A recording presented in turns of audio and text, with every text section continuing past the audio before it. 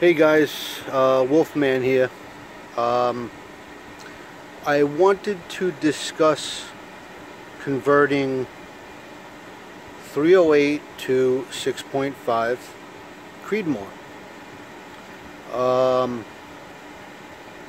recently watched a video, a gentleman named John. He was sizing 243 to 6.5 Creedmore, and the steps that he took were amazingly easy, and I had very good success. I made a jig for my 243 conversion, and what I did was I took my trimmer and I trimmed down 243 to 1.20, and I leave this one to the side so that every time I set up my jig they're exactly the same every time. And when I put them through my 6.5 sizing die, that 1.920 as its sizing converts itself to 1.910 when you're done sizing it.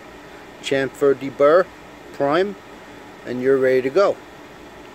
I happen to be fortunate enough to have access to brass, and I mean every type of brass you can possibly think of. I was a former range officer for about 12, 13, 14 years, and I recently, only on the weekends, and my day job at the time allowed me to work weekends at the range. And one of the agreements I had with the director of the range was, as long as I don't sell it or give it away, I can have as much as I want, any caliber, doesn't matter.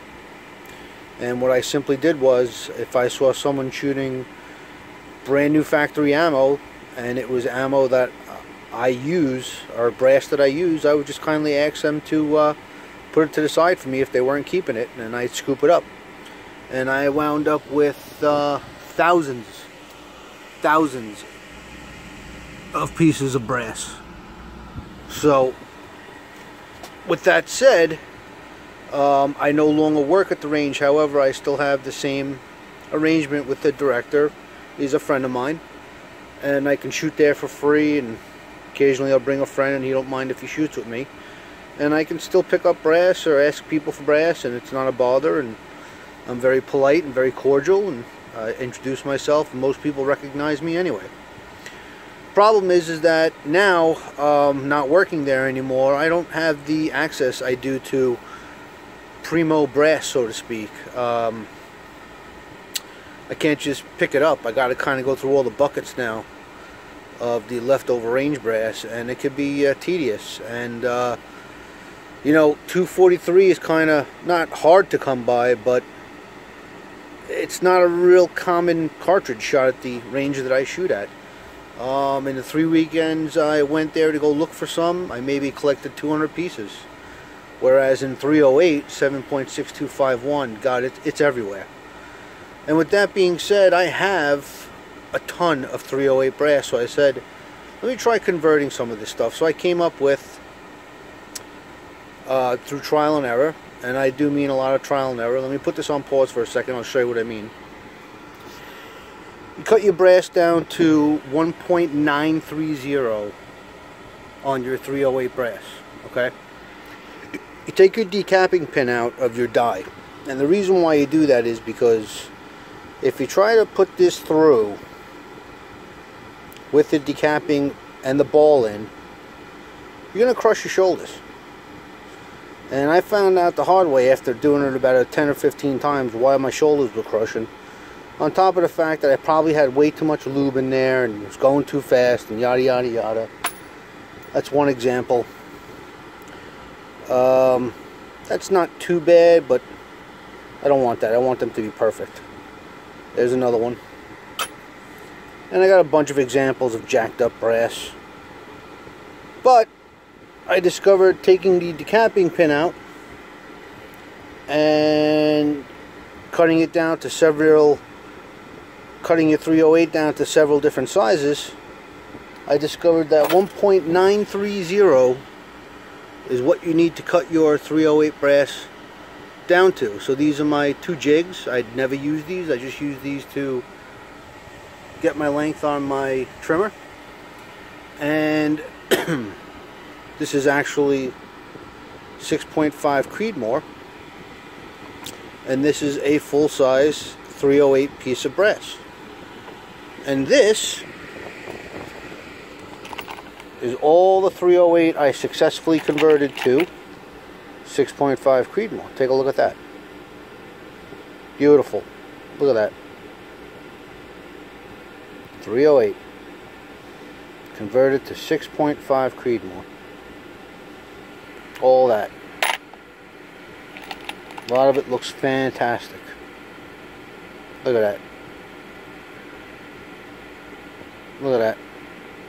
Some scratches from some leftover brass shavings that obviously got into the die. I had to stop and clean it out, and so on and so forth. Nothing that's going to affect the brass itself, but if you just take your time and go slow, you will have some really nice pieces of brass. So let me walk you through that and show you what that looks like. A couple things I wanted to mention was I measured the case wall thickness on the neck between the 308 brass that I cut into 6.5 and an actual 6.5 creedmor. I'm not seeing a bit of difference in case neck wall thickness. And the reason behind that is I first size it with the decapping pin out, and then when I size it a second time, I put the decapping pin in, and that ball is going to push an even amount of thickness as it's coming through the die to give you the proper neck wall thickness per se. So let me show you what that looks like real quick. So here's a piece of 308 that's in there. It's already preset to 1.930 thickness. And we're going to cut this down real quick. Doesn't take long. This RCBS trimmer is pretty efficient, especially with the amount of brass it's got to cut through. And as you can see, it makes pretty quick work of it. That's a 308, excuse me, chamfer trimmer on that 308 cut. And that looks about good right there. Now, one thing I wanted to mention is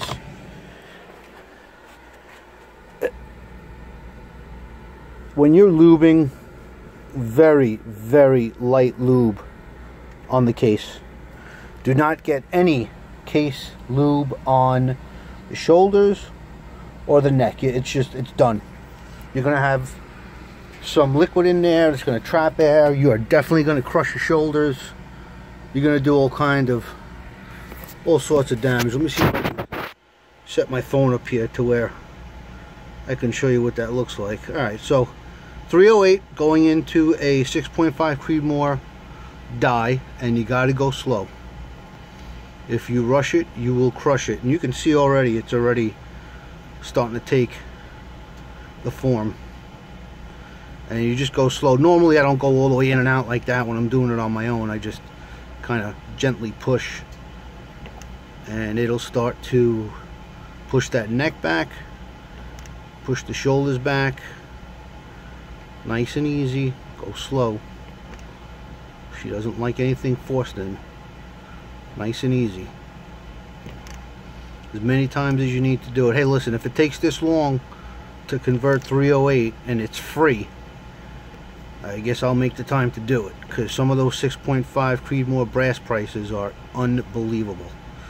And basically, because to get it free, I might as well monopolize on the situation. As you can see, it's coming out pretty damn good. Don't know if I'm going to actually crush this one or if it's going to come out right, but I've crushed plenty already. And as you can see, I'll spin it for you so you can take a look. There's nothing crushed on that at all. You see the glare from the light is going to show you if there's any indentation on that shoulder whatsoever. And it came out virtually perfect. You can probably see this small line from the former 308 shoulder crease. That's gone. There's no bulging, no denting, no overstretching. I don't see any signs of anything negative on this case right here. Sorry if it's not coming into focus. Is that going to work? No. But I think you get my meaning. And then what I do is I just chamfer and deburr and... Come on. There she goes. Chamfer and deburr that. And here's a piece of 6.5 factory quantity. And this is the piece I just put through the die. And that's 308 on the left, converted to 6.5. And 6.5 quantity factory brass on the right. And that's it. Any questions, leave it in the comment box. Thanks guys, let me know what you think.